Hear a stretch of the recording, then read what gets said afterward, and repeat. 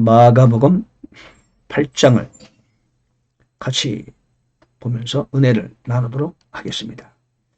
마가복음 8장의 장 주제를 죽고자 하면 산다, 그렇게 정했습니다. 죽고자 하면 산다. 많이 들어본 말씀이죠.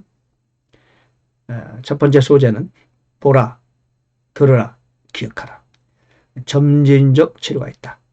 하나님의 일과 사람의 일, 자기 부인, 자기 십자가, 익히 들었던 말씀이죠. 예. 보고 듣고 기억하라. 제자들이 빵 가져온 것이 잊었어요. 예수님께서 말씀하십니다. 바리새인들의 누룩과 헤롯의 누룩을 치유하라. 그냥 자기들끼리 의논하면서 제자들이 빵 얘기하시는구나. 그러자 주님께서 하시고, 너희가 어찌하여 빵이 없으므로 의논하느냐. 너희가 아직도 알지 못하냐, 깨닫지 못하냐. 너희의 마음이 아직도 굳어있느냐. 너희가 눈이 있어도 보지 못하느냐, 귀가 있어도 듣지 못하느냐, 또 기억하지 못하느냐. 내가 빵 5개를 5,000명으로 먹인 걸 너희가 알지 못하느냐. 그죠? 또 7개로 4,000명 먹였다. 남을 때 얼마나 많이 남았느냐. 7반이 남았습니다. 너희가 아직도 깨닫지 못하느냐. 빵 문제로 노심초사 하니까 보지 못하느냐, 듣지 못하느냐, 기억하지 못하느냐라고 말씀하시는 거예요. 우리는 간혹 하나님의 역사를 바로 전에 체험하고 나서도 다시 또 걱정에 휩싸이는 경우가 있어요. 사실 그렇잖아요. 그게 우리 인간의 연약함이고 마귀가 또 우리를 속이는 거예요. 바로 엊그제 하나님의 놀라운 은혜를 체험하고, 하나님 역시 위대하신 분, 기적을 베푸신 분, 우리에게 이런 도움을 주셨네, 상상 못할 도움을 주셨어. 그랬는데 며칠 지나지도 않았는데 또 갑자기 다가온 문제를 놓고 걱정하고 탄식하고 그래요. 우리 그렇잖아요. 근데 주님은 말씀하세요. 너희가 보지 못했냐, 듣지 못했냐, 기억하지 못하느냐. 그래서 우리는요, 봤던 거, 들었던 걸 기억해야 돼요. 저는 엊그제 말씀드렸지만 그런 걸 적어놓으면 좋겠어요. 눈에 보이도록. 이렇게 책상머리에 적어놓고, 냉장고에도 적어놓고, 식탁 앞에도 적어놓고, 하나님이 이런 은혜를 나한테 주셨구나, 감사합니다, 이렇게 기억할 수 있도록.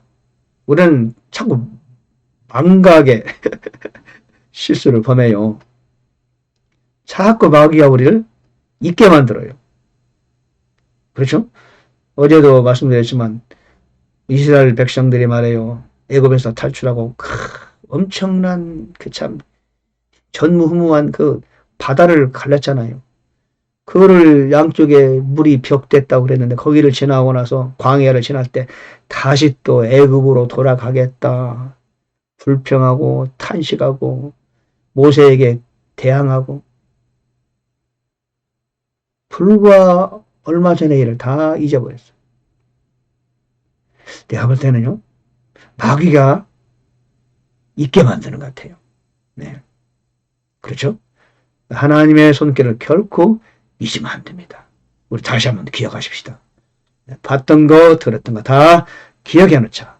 적어 놓자. 예. 두 번째, 점진적 치료. 예. 눈먼 사람을 데려왔는데, 안수하셨어요? 어떠냐? 그러니까, 사람들이 나무처럼 생긴 채 걷는 것을 봅니다. 다시 안수하셨어요? 그러니까, 어떠냐? 확실히 사람들이 보입니다. 그렇게 그 사람이 답변합니다. 왜 주님께서는 2번이나 안수를 하셨을까요? 그렇죠? 간혹 그런 경우가 있는 것 같아요. 왜 그럴까요? 믿음을 유지하라고 그랬나요? 믿음을 시험하는 건가요? 그 사람에 대해서?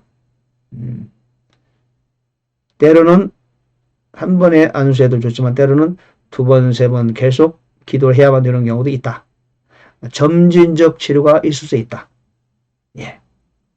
우리 믿음도 갑자기 좋아지는 건 아니죠. 여러분, 구원도요, 어떤 사람은 예수 영접했습니까? 영접했습니다. 지금 구원 받았습니다.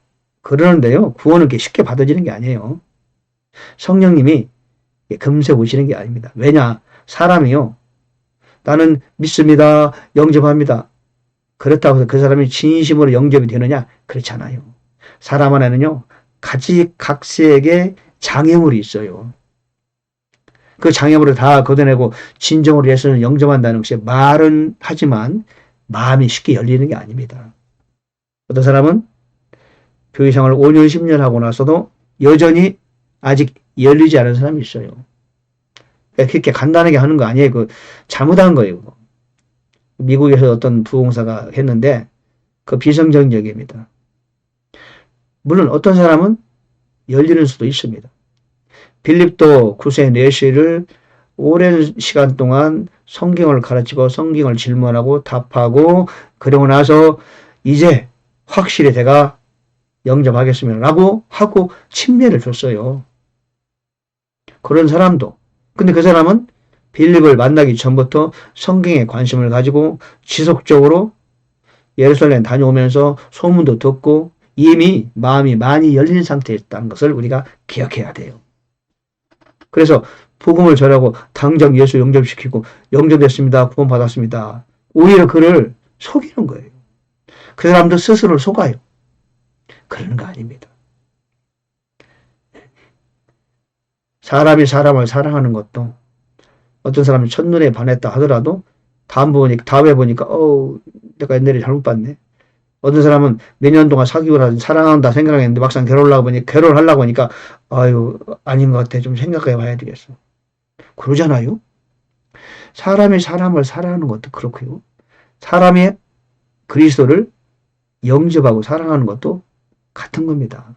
사람이라는 것이 금세 마음이 열리는 게 아니에요. 그런 사람은 특수한 케이스라고 보여집니다. 예. 점진적인 믿음, 점진적인 치유 그런 것이 분명히 있다는 것을 여러분들 기억해야 되겠죠. 자, 하나님의 일, 사람의 일.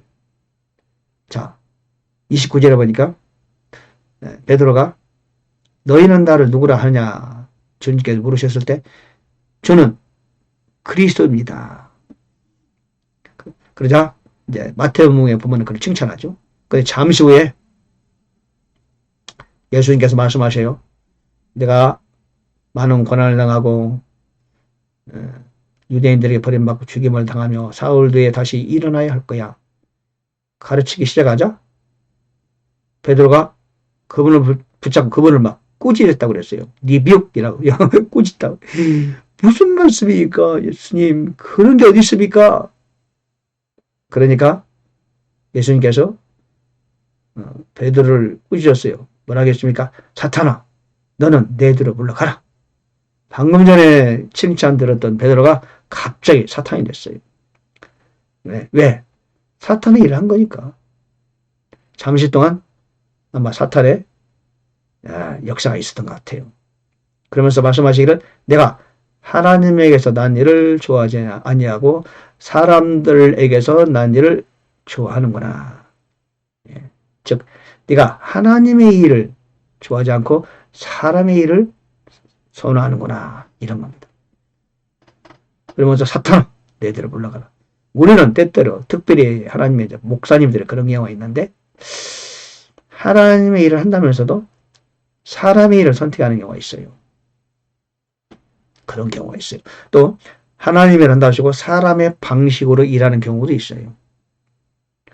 제가 아까 말씀드린 그 전통이라는 게 그런 거죠.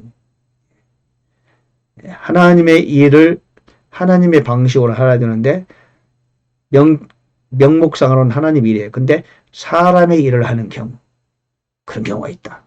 그런 경우에 어떤 일이 벌어지느냐 일은 많이 하지만 상이 없는 겁니다. 그런 예가 고전 3장 12절 이하에 불로 공력을 나타낼 터인데 금이나 은이나 보석은 그대로 남지만 불이 지나갈 때 나무나 집이나 풀로 만든 것은 다 타버려서 그 사람은 구원을 얻디 불 가운데서 구원을 얻는 것 같으니라 라고 표현하고 있습니다. 바로 그와 같은 거죠. 예. 하나님의 일인가 사람의 일인가를 우리는 구분할 수 있어야 되겠다. 예. 과연 내가 하는 일인데 사람의 일이냐 하나님의 일이냐. 과연 하나님의 일을 갖지만 이것이 사람의 힘으로 하고 있나 또는 성령의 힘으로 하고 있는가. 이것도 또한 살펴봐야 되겠죠. 내가 네 번째 자기 부인 자기 십자가. 예. 말씀하세요. 누구든지 나를 따라오리거든 자기를 부인하고 자기 십자가를 지고 나를 따르라. 그러면서 말씀하시기를 생명을 구원하리 하는 자는 그것을 잃고 나와 복음으로 인해 자기 생명을 잃을 자는 그것을 구원하리라. 예. 자기를 부인하고 자기 십자가를 지고 나를 따르라. 자기를 부인한다는 말 무슨 말인지 알죠? 로마서 8장 1절 이하에 나오죠. 그렇죠? 혼, 영, 육이 있는데 이 혼이 바로 나입니다. 내가 육을 부인한다는 의미죠. 육은 죽었어요. 십자가에 예수님과 함께 달렸어요. 예수님의 육신이 죽으실 때 우리도 함께 죽었어요. 그럼에도 불구하고 우리 육신 아직 살아있어요. 이 땅에 있는 동안은 합법적으로 육신은 죽었지만 법적으로는 죽었지만 아직도 실제적으로 살아있죠. 그 나를 계속 유혹해요. 사탄이 육을 통해 나를 유혹해요. 그동안 육에 따르는 습관이 있어서 자꾸 육을 따르려 해요. 그런 육을 부인하라는 겁니다. 그리고 자기 십자가, 내가 져야 할 십자가가 있어요. 하나님이 나에게 주신 사명이죠. 그리고 나를 쫓아라.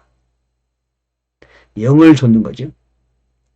자기 생명을 구원하는 자는 그것을 잃되 누구든지 나와 복음으로 인해 자기 생명을 잃을 자는 바로 그것을 구원하리라. 무슨 말씀이냐?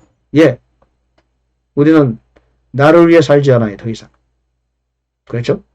이제 나는 새로이 태어난 새 생명을 가진 나는 이 생명이 빚진 자예요. 빚진 자. 나의 생명이 더 이상 아니에요. 주를 위해 생명을 드려야 돼요. 아낌없이.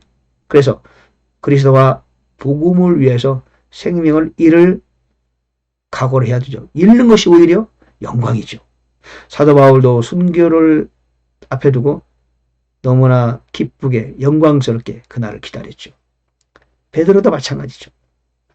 복이죠. 축복이죠. 특별한 사람이 생명을 잃을 수 있어요. 생명을 아무나 잃는 게 아니에요.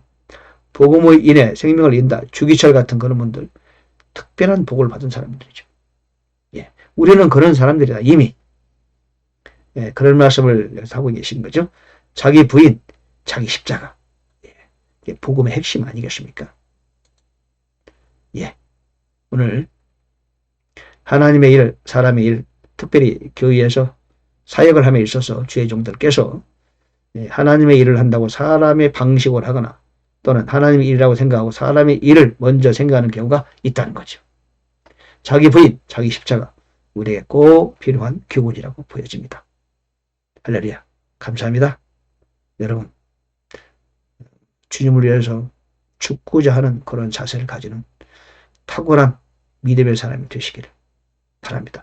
저 역시 간절히 소원합니다. 감사합니다.